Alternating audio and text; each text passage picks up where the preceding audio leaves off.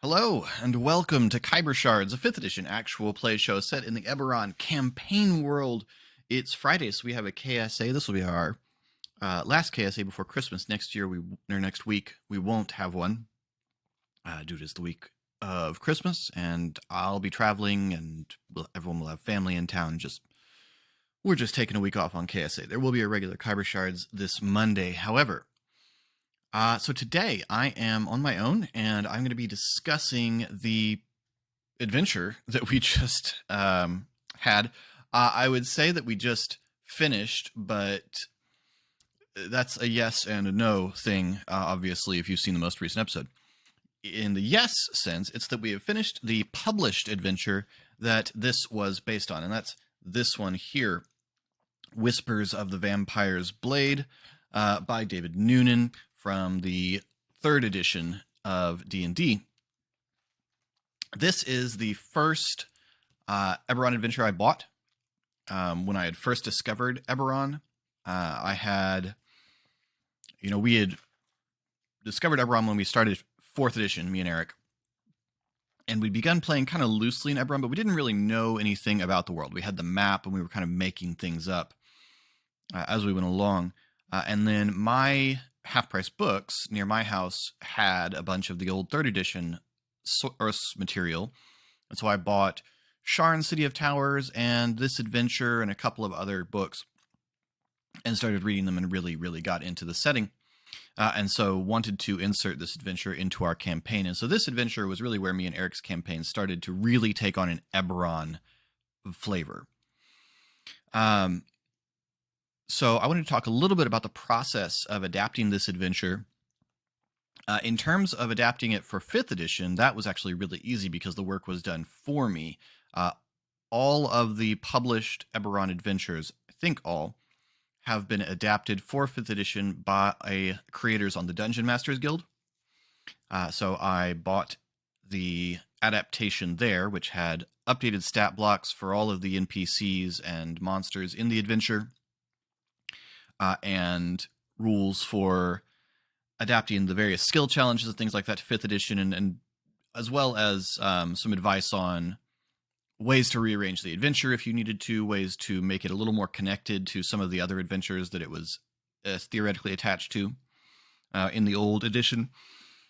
But mostly I needed the stat blocks, so that was great. Adapting it for my campaign here was a bit harder. So before I jump into questions, I want to just talk about what this adventure is as published versus what it was in our campaign. So the first thing I had to overcome in using this adventure, which I really wanted to use, was it starts in Sharn, and we're obviously in Stormreach.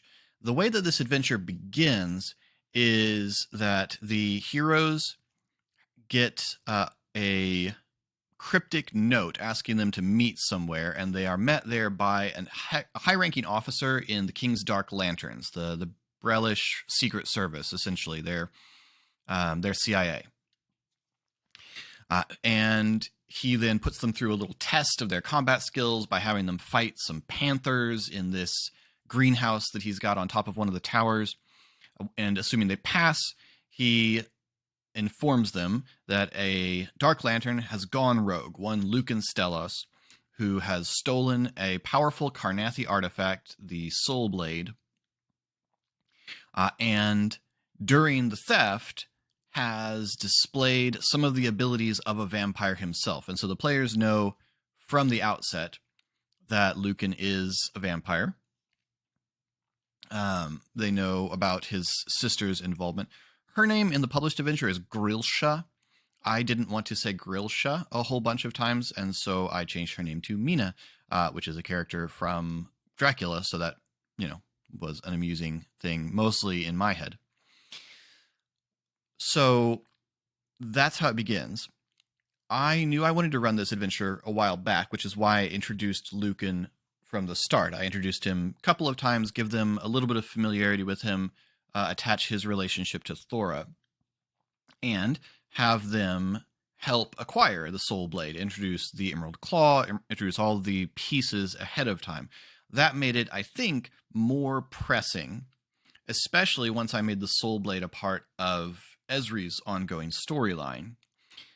Obviously, this Soul Blade is different from the one in the adventure because the nature of the Emerald Claw's interest in it is distinct. So that more of that later. But I adapted the artifact to suit my campaign. So I shifted where we get the adventure. This also required shifting a bunch of other things because the one problem with setting an Eberron campaign in Stormreach is the Eberron mage tech stuff isn't really as present. You have airships, but there's no lightning rail in Zendrik yet. I mean, you could totally run a campaign about trying to build a lightning rail in Zendrik. The Dragon-marked houses have a comparatively limited presence, so a lot of the things that make Eberron are a little bit lacking in Stormreach, which makes Stormreach a really great starting point for an adventure, and that can grow beyond it. So the way that Whispers of the Vampire Blade plays out is in this order. It's basically a really long multi-part chase, okay? So the characters get the job, and they're told that Lucan has been seen leaving the city by coach. Like he's hired a coach and is headed out of the city. So the heroes are given horses. They're given mage-bred horses to allow them to make up the distance, and take off in pursuit. And so it begins with the heroes trying to catch up to Lucan's coach, with Lucan and Lucan and Grilsha defending the coach with magic and weapons. The first time Eric and I ran this adventure, one of our heroes jumped onto the coach, got into the coach, met Lucan there, and was bitten and vampired, basically. Right off the bat, right at the beginning. The adventure, as published, has the chase end when Lucan and Grilsha go across a bridge, and Grilsha sets the bridge on fire using burning hands on her way across, and the heroes are stuck.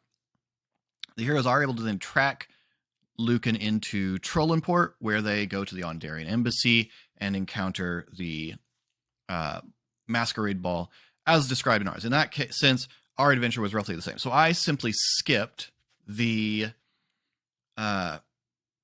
coach chase.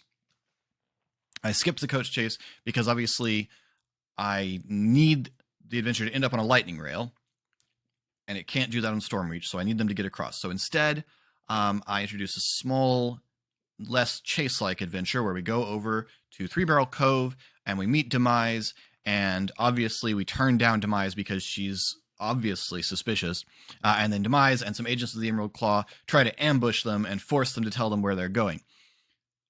Except instead we said yes, and so the little combat encounter I had planned was entirely absent. And so Demise is on the ship, and we head off to Stormreach. So I improvised some interesting things about the ship because it became more important. And we're off to Zalargo and Trollenport. So the Trollenport part of the adventure at the embassy plays out pretty much as it does in the adventure. The big difference for us is that the adventure assumes that that Lucan escapes. The player characters all stay and are detained by the Royal Eyes. The Ambassador Nea questions them, and they're able to explain their presence, and all of this corroborates to cooperation with the Royal Eyes, who inform the adventurers that she gave Lucan passage on an airship. There's another airship leaving, and so the heroes are able to get on board another airship and go off in pursuit of the airship with Lucan. This creates a big airship battle. Ends with both airships crashing in the middle of Dargoon, and Lucan escapes to Sterngate, just across the border, where he gets onto a lightning rail bound north. I love an airship battle and I love an airship crash, but it was just hard. It felt very forced. I was pretty confident that my adventurers would be unlikely to ram Malcolm's ship into Lucan's, or for the chartered ship to ram Malcolm's because that didn't really fit Lucan's. The reason that the ships end up crashing is that the Emerald Claw have been chasing the adventurers because the adventurers aren't working with the Emerald Claw. And in a last desperate bid to bring the other airship down, the Emerald Claw crash an airship into the airship the adventurers and Lucan are on. Well, if your heroes are working with the Emerald Claw, then there's no reason for the Emerald Claw to attack them en route. So that didn't really work. And I knew that, like I had time between the adventures to know that. And so as I was planning the second phase of the adventure, I decided to just jettison the entire airship thing because it was going to involve the heroes on an airship with Lucan, and I just couldn't think of a good outcome to the heroes being on an airship with Lucan. So I jettisoned the entire airship thing and had Lucan sent straight for the lightning rail. I'm really glad I did this, especially because the party got so split up. The lightning rail seems to me to be much easier to play out a pursuit and landing on the lightning rail. Once we were on the lightning rail, things played out again fairly similar. The big difference is that the lightning rail is again attacked, and you're given a lot of freedom in the adventure to decide who else is after the sword. It presents you a bunch of different options, and it suggests that if the action slows down too much, you should have one of these other factions that's chasing the sword kick down the door and come in fighting, because the whole idea is to keep the pacing of the adventure fast, both by the timing and just by not letting the heroes stop and plan, which I was able to do pretty effectively. The problem was I had decided pretty clearly that the Emerald Claw were the other group that were trying to get the sword, and the heroes had the Emerald Claw with them. So I had the Emerald Claw attack the ship, or attack the lightning rail. I just had them do it from the inside. And as it turned out, with the cooperation of the heroes for a little while. The heroes saying yes to Demise over and over again really was hard to expect and very hard to adapt to, but I tried. So the third party attacking the train got thrown off a little bit. I did have the Dragonhawk aboard the train, mostly because I wanted to introduce that character, which honestly came exclusively from I made that miniature and thought that's a really cool miniature. I need to use it for something.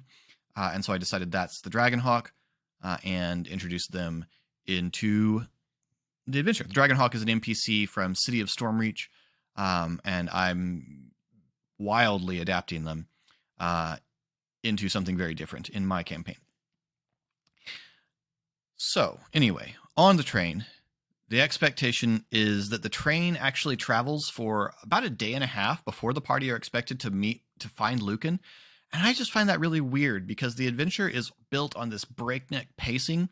And then suddenly I'm supposed to expect that the adventurers are just going to wander the train for a while. Also, I ran it that way the first time I ran it many years ago. And it was really frustrating for the players because they couldn't find Lucan. There's a whole bunch of things built into the adventure to prevent them from being able to find Lucan through any means at all. They couldn't find Lucan, and the adventure is built to prevent them from finding Lucan. So all that it really does is allow the players to wander around being frustrated trying to find Lucan when they're prevented from doing so by the nature of the adventure. So either I needed to just let them find Lucan or cut out that big long gap of time. And that's what I decided to do. I just decided to ditch the extremely long period of time they were on the train and instead have the train taking off at night so that the need for Lucan to be hidden isn't there. Also, the fact that they'd captured Mina by that point changed the way the adventure was going to go. So on the train, we skip all of the long travel that the adventure has built in and instead jump straight to finding Lucan. At this point, it runs somewhat similar. Now, the way the adventure ends, as published, is Lucan jumps off the train when he's down to a certain number of hit points because the sun is nearly up, and flees over to a ziggurat. that's just there. An ancient ziggurat. I guess there's no particular reason for there not to be an ancient ziggurat, but I think it would have thrown my players off. At that point, there's basically a dungeon crawl. Lucan flees to the center of the ziggurat, somehow immune to all the traps, and is waiting there for the party. And so the party fight their way through the dungeon, find Lucan in the center, and there he fights to the death. That's a perfectly usable adventure. And there's a lot of things you can do, and there's a lot of neat lore, but it just, I mean, I'm on the record, I don't love dungeon crawls, but moreover, again, it just felt like a break in the pacing. And in any case, even if that's what I had wanted to do, the party undermined that entirely by their play. So instead, I got one of the party charmed. He got Lucan off the train. The battle ends up back on the airship. Party member down. Sam, like the whole stuff exploded in a grand cacophony of violence. And it was awesome. The other reason to jettison the ziggurat for me is, why is Lucan a vampire? So this adventure introduces us to a master vampire called Calderus. It doesn't really introduce us to him. He's just there in the background, who has turned Lucan and is the person that sent Lucan to get the sword. I couldn't think of any reason that Lucan would... It just didn't work for me. Lucan being turned, the timeline was weird. With the party trying to find the sword, I couldn't think of a reason that didn't feel very strange.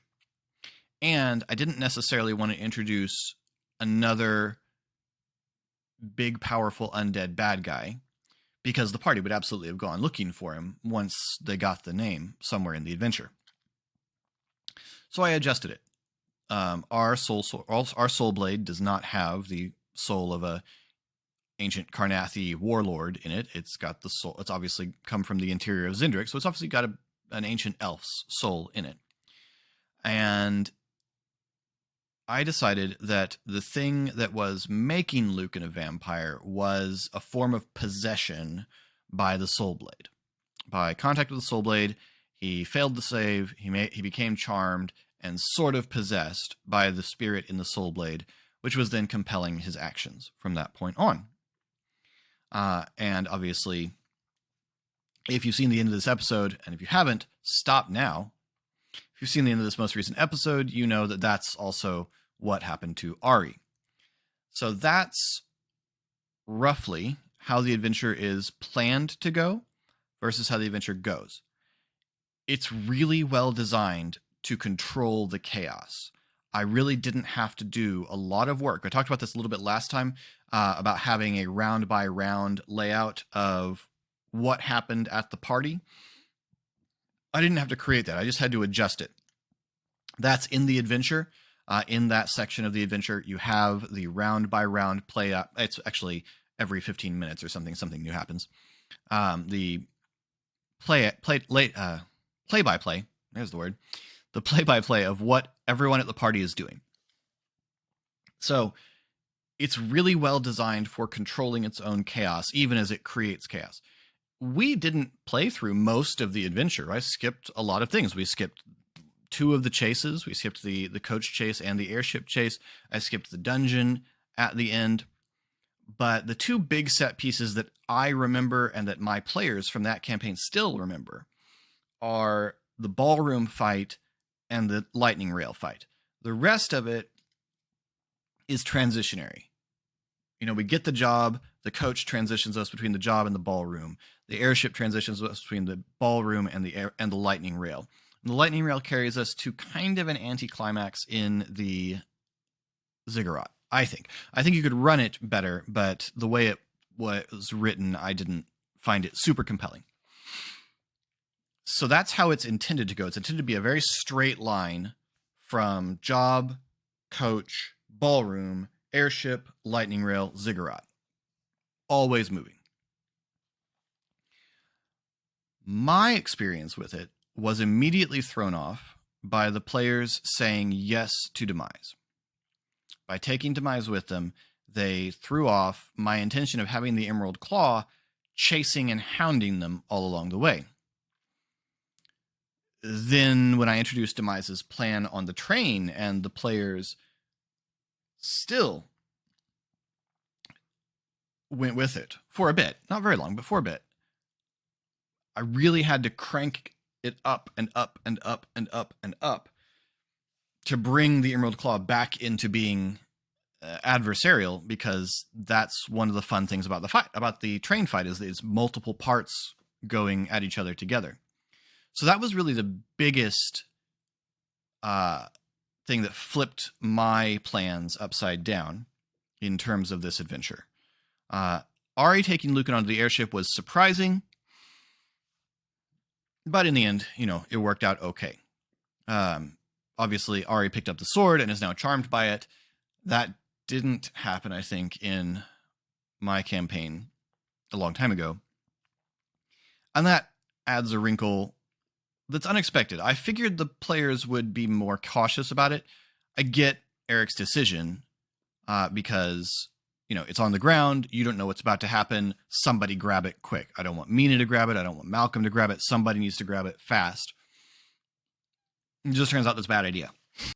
So that's the difference between it being designed that way and the way that I ended up running it. So there are some questions about the way I ran it, some of which have to do with some of the changes I made. And so I'm going to jump into questions and we'll come back to some things. Laura asks, Philip, why would you? It was fun. Yeah.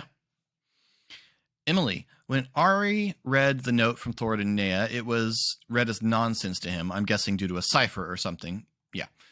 Roughly, what was Thora actually saying in the note? Essentially, what Thora said in the note is she explained who the party was and that they weren't just random criminals, that she could vouch for them. And Thora knows Nea, and so there's some vouching there that works. And the second was warning Nea that something was wrong with Lucan. Obviously, if the party could have gotten the letter to Nea before she met with Lucan, she wouldn't have known that and would have had possible advantage in this, but there wasn't a lot of ways for the party to do that. It would have required some sort of, them to do something unexpected that brought them into her path before she met Lucan, and that wasn't what I expected. I mean, it didn't happen. So it's basically those two things, warning her about Lucan and vouching for the party. Emily also asks, if not a spoiler, what was Demise going to say to Esri and Shade but got cut off because she was actually confused? I'm not going to tell you because I'm, hoping that due to the whole reality of necromancy and the Emerald Claw, that I might still get to say the line. Emily says, if I'm interpreting things properly, Lucan stole the sword a few weeks before he and Mina stole it again. Yeah, that's right. Given that Lucan stealing the sword with his sister was out of character, I'm guessing that he was under the sword's charm effect. Why was Lucan being compelled by the sword while being nowhere near it, while Ari was shooting the sword out of his hand immediately caused Lucan to revert to human? Or is all of this spoiler for what's going to happen to Ari? Some of it, maybe. So I will answer what I can. What I can say is that Lucan, I don't know whether there will ever be any way for the party to learn the answer to this question. So I'm going to answer it somewhat vaguely. When Lucan stole the sword the second time, when Lucan stole the sword from the Dark Lanterns, he was not yet under the influence of the sword. Laura, at what point did you realize everything went bonkers when they said yes to Demise? When they said yes to Demise, that was everything was thrown off. I guess really crazy when it was when I'd really lost control of the adventure was when they got split up at the ball after the ball. I had no idea what to do, and obviously enough time passed that I was able to figure out what to do. But when Shade got out with Pog, and Ari and Esri didn't. And then when Ari and Esri did not end up at all with the cooperation of the Royal Eyes, a lot of things got a lot of things got more difficult. So I guess that's perhaps where it went bonkers, but it was off track pretty fast. Mia asks, I feel like starting with Ballroom Blitz, this is the first time in the campaign I've heard you talk about adapting published adventures. Were there other times in the campaign that you've done that? What were the pros and cons of those versus original adventures? Do you find that players respond to them differently? Do you like them to know whether they're pre-established or original Phillips? Like that. I have run one other published adventure completely, and that was the first trip into the Feywild. First trip in the Feywild is called The Corruption of Mother Dryad. I think it's from a collection. I posted a link to it in the last video of that arc, so you can find a link to the document where I got that. But it's from a collection of Feywild themed adventures, and I really liked that one, and so I used that as Arlo's story. So that adventure was entirely a published adventure. And then this one was entirely a published adventure.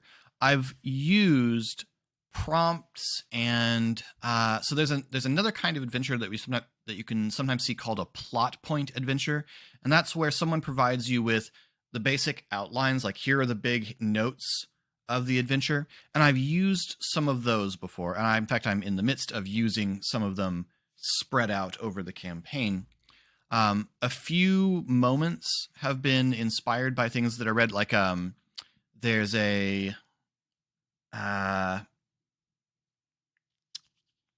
document on the DM's Guild called Encounters in the Savage City or something like that, and it's basically just got a bunch of different proposed short encounters that you can throw into an adventure. And actually, the idea of little girl being chased around the market by the contents of her mother's kitchen was from that. It doesn't have much else with the to the adventure. That's just that little prompt, like a little improv prompt, and that's where the first encounter with Donabella came from, because it was just too funny not to use, and it was such a great idea for when your aberrant mark awakens and you're a telekinetic, that suddenly all of the kitchen objects start flying around and you run from them and not knowing that you're bringing them with you. Like that was just too funny of an idea. And so I used that. So a lot of the long running plots are from sketches in books like City of Stormreach and Secrets of Zendrick from the old 3rd edition, where I've adapted plots and hooks that are found in those adventures. So a lot of the things are based on prompts from the books. So I've used a lot of that, but I've only run 2 full adventures. The pro is that I don't have to create the adventure. That's the big pro. But also the pro is that the encounters have been designed by professionals. The encounters have been designed and possibly even play tested. The riddles and maps and puzzles and traps have all been have all been created for me, and I'm really, really bad at creating, especially puzzles and traps and dungeons. And so all of that is greatly helped. And I think the quality of all those things goes up when I'm not the designer. I'm a very good storyteller, but I'm not super good at all of the aspects of encounter design. Every now and again, I do a really good job of encounter design, but a lot of the time, it's sloppy, and I'm improvising a lot of it. The foray into Blackbriar, that was entirely me, as another self-contained adventure that we've run, but I built that entirely. Blackbriar's not my invention, but the map and the actual adventure in it was entirely me. So most of the adventures have been have been of my creation, but they're often based on either NPCs or prompts that exist in published Eberron material. But I think those two are the only full adventures that I've run. I don't always let the players know. I didn't until towards the end with the corruption of Mother Dryad. Eric knew as soon as Luke and Stellos walked onto the screen that we were going to run Whispers of the Vampire Blade. And you can actually see Eric react to it if you go back to the first time that we meet Lucan. You can see Eric make some cryptic remarks about it. He knew. The other players didn't. I did actually tell the players when we went to Three Barrel Cove at the end of that episode. I said something like, "We're going to start playing my favorite published Eberron adventure now." I don't have a particular preference on them knowing or not knowing. I like them to know eventually because I like praising authors who have created something cool. I could not have written this. David Noonan wrote it. He did an awesome job. This is a really cool story. I mean, yes, I could never have created the multi-part ballroom encounter. I could not have done that. If I did it, it wouldn't have been as good. So that's the overwhelming pro. The con is you have to figure out how it fits into your campaign.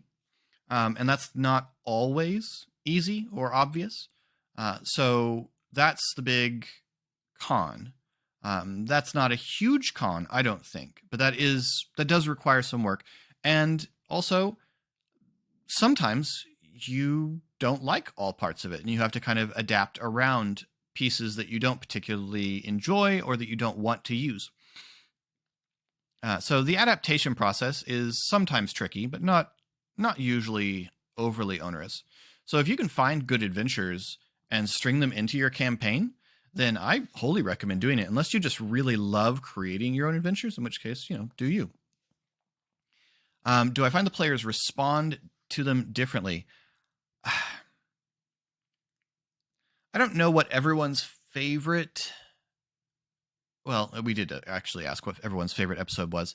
And I don't think anybody...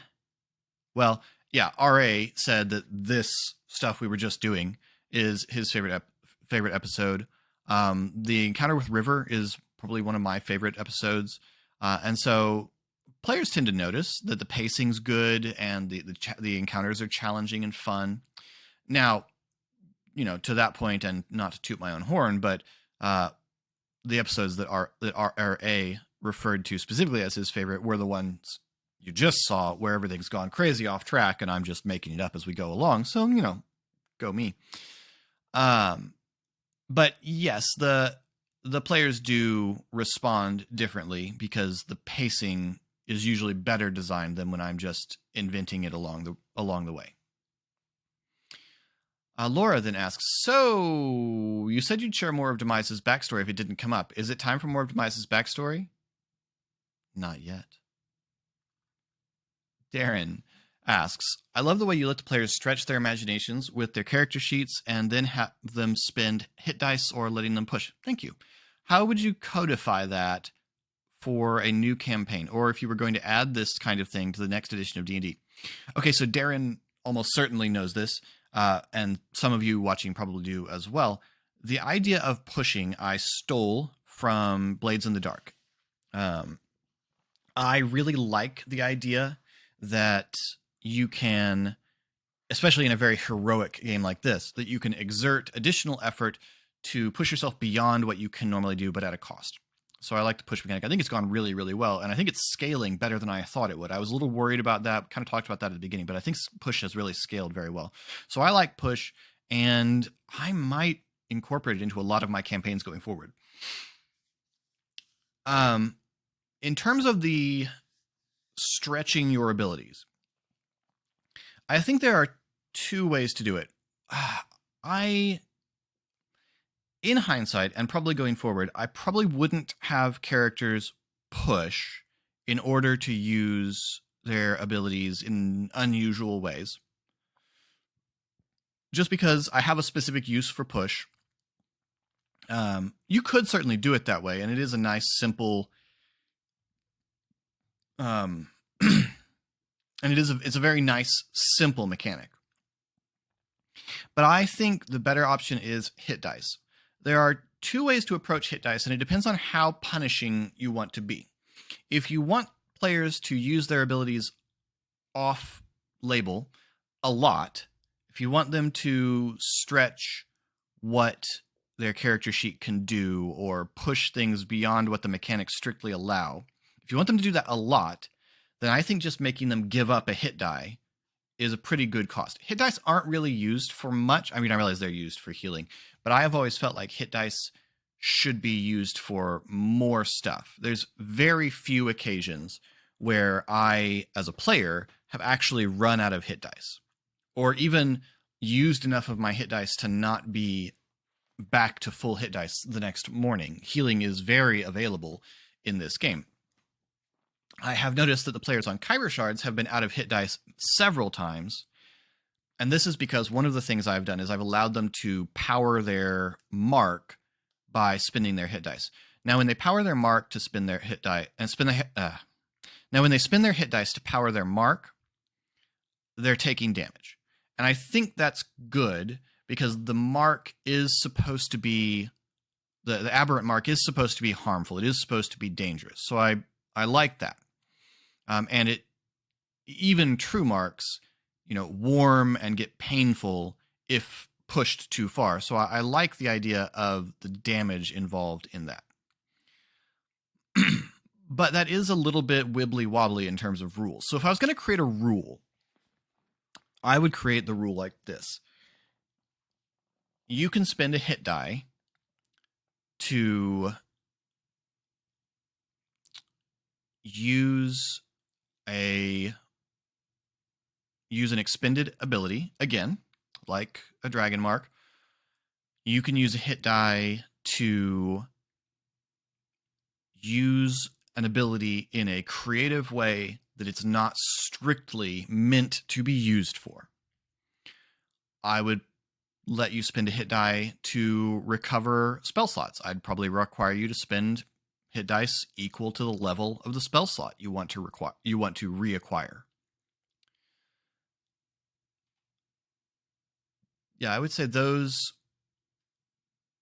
would be pretty clear uses of hit dice. Now, if I wanted you to do that a lot, I'd just have you spend a hit die. If I wanted it to be more dangerous for you to do that, if I'm running a more gritty campaign and I don't want you to be able to go there often, then I don't just make you spin the hit die, I make you roll the hit die and take the damage. So it's still doable, and in a pinch, you'll still do it, but it's a lot more risky. So I think that would be a pretty straightforward way to codify it. You'd need to test it out. You'd need to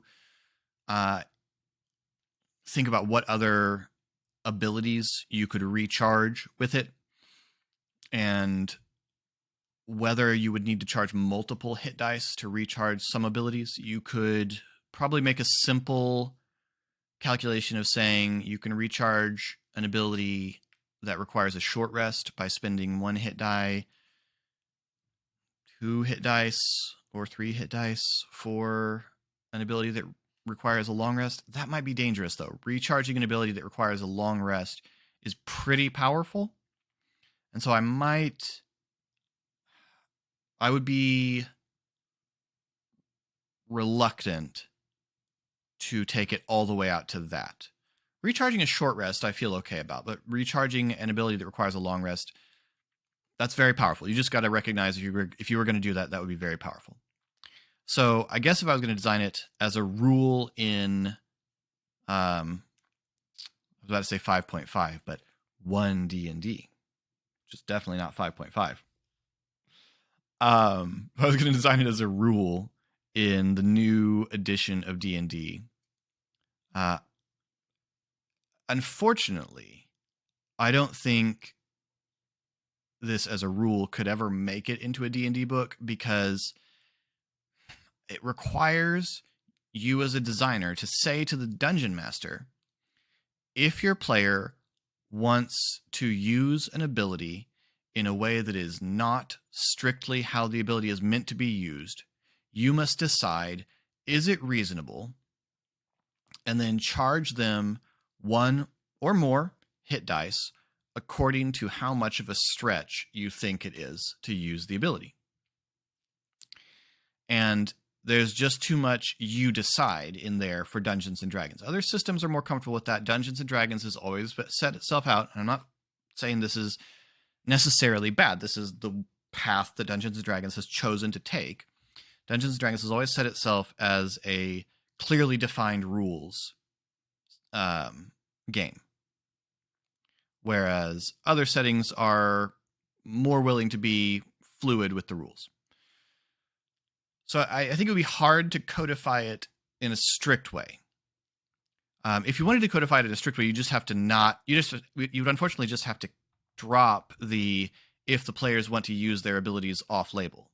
You could totally still keep it for recharging Dragon Mark, for recharging limited number of spell slots, but in terms of the use of it to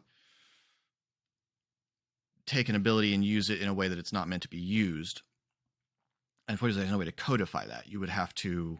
It relies on the dungeon master making a judgment call, and the players trusting the dungeon master to make that judgment call and say yes or say no. There's a lot more of that in some upcoming episodes, so stay tuned. That brings us to an end of our questions. Thank you so much. If you have more questions about this adventure or about the way that I adapted it that I didn't make very clear, let me know. Ask again. I'll pick it up either on the Discord or in comments down below, or on the next KSA. Just post them again if there was more that wasn't clear, or if you have thoughts on how you could codify some sort of stretch the abilities. Let me know down in comments. What would you do? How would you adjust it? Do you think codifying it's possible? I'm interested. Thank you all so much for your questions. Thank you for watching. Our information as far as social media is in the in the description. Link to our merch store, our coffee, our Discord, all of our social media, all down there in the description. New episodes of Khyber Shards every Monday. New Khyber Shards answers every Friday, but not next Friday because it's Christmas week. And until next time, thanks for rolling with us.